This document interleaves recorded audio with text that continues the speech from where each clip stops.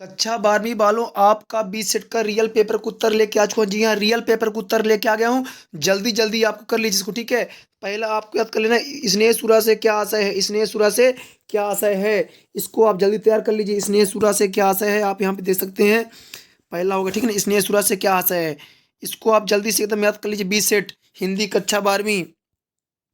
इसके बाद आपका आ जाएगा अगला क्वेश्चन। फिर यहाँ पे है, बच्चे किस बात की आशा में निडों से झांक रहे हैं, इसको भी आपको कर लेना है। इसको भी आपको कर लेना है जल्दी से, ये वाला आपको इतना जल्दी से याद कर लो, काफ़ी छोटा है, याद हो जाएगा आपको, ठीक है। आगे बढ़ते हैं, चलिए प्रश्न क्रमांक 3 की ओर। फिर यहाँ पे प्रयोगवादी कविता की दो विशेषताएं याद कर लेना, ठीक है ना। प्रयोगवादी काव्य की दो विशेषताएं आपको याद कर लेना है। प्रयोगवादी की दो विशेषताएं कितनी करनी है आपको, दो विशेषताएं याद कर लेनी है, बस दो, ठीक है। ये अथवा इसके अथवा में नई कविता की दो विशेषताएं, नई कविता की दो विशेषताएं हैं। और यहाँ पे आपको कवि के नाम भी याद करना पड़ेगा, ठीक है ना। तो यहाँ पे इसके कवि ये रहे आपके नई कविता के,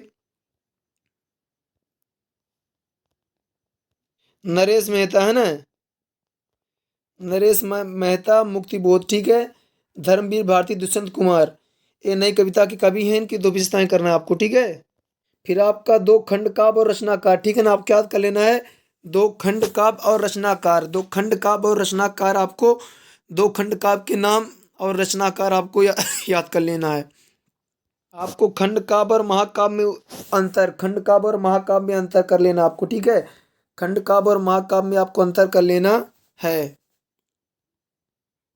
फिर आपको क्या करना है, विरोधाभास अलंकार और व्यतिरेक अलंकार।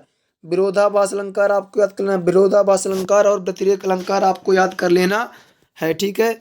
विरोधाभास अलंकार और आपको व्यतिरेक अलंकार। पेपर पूरा मैं टेलीग्राम पे डाल दिया हूँ, लिंक आपको डिस्क्रिप्शन पे मिल जाएगा। पूरा पूरा पेपर आपका टेलीग्राम पे डाला जा चुका है, ठीक है ना।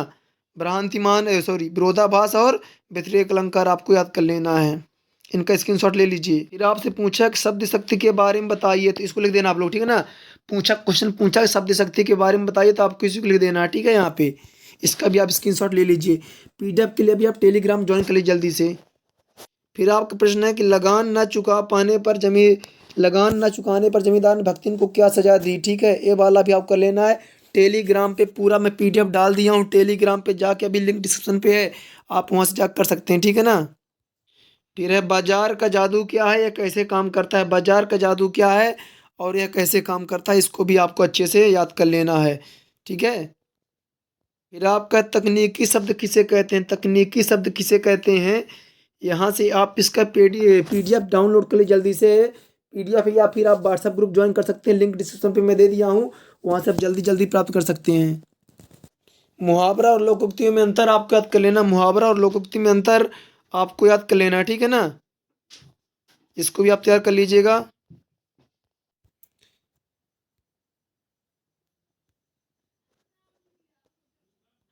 यशोधर बाबू ने किशनदास से जीवन मूल्यों को पाया था, यह आपके लिए कैसे उपयोगी हो सकते हैं, ये वाला आपको कर लेना है, ठीक है।